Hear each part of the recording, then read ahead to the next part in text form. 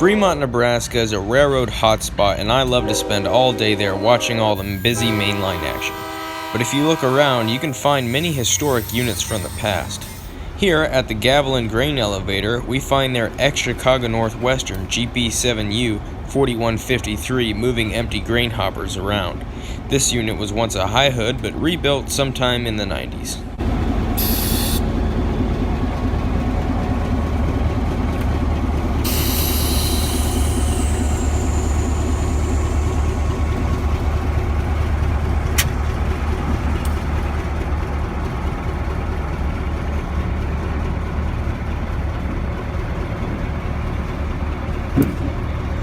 Moving to the nearby Scholar grain elevator, we find two other units. The first is an ex-Canadian Pacific GP30, which I've been told this unit hasn't been moved in years after they put $30,000 into rebuilding it and the engine blew up.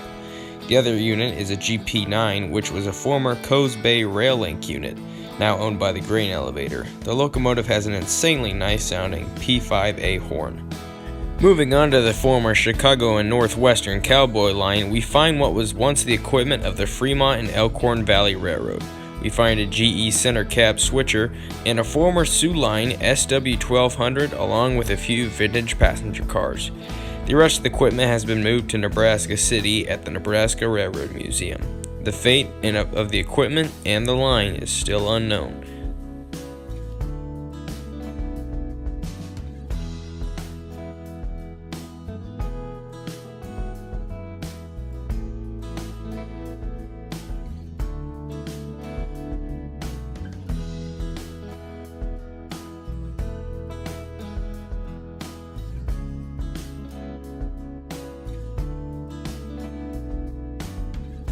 Moving north of town along the BNSF Sioux City subdivision, we find another relic unit.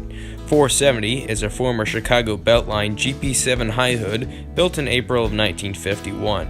While it looks well out of service, this unit still runs and is owned by the Frontier Co-op. It mainly works a few customers, and I do believe that it does help BNSF build a few stack trains out of Fremont. You don't have to look for these short lines to find old power. UP and BNSF Jeeps can be found around the area on yard and local jobs. They've also got their own history from other railroads like Burlington Northern, Santa Fe, Missouri Pacific, and others. If you're a fan of classic diesels but love the thrill of a busy mainline, Fremont is your place to be.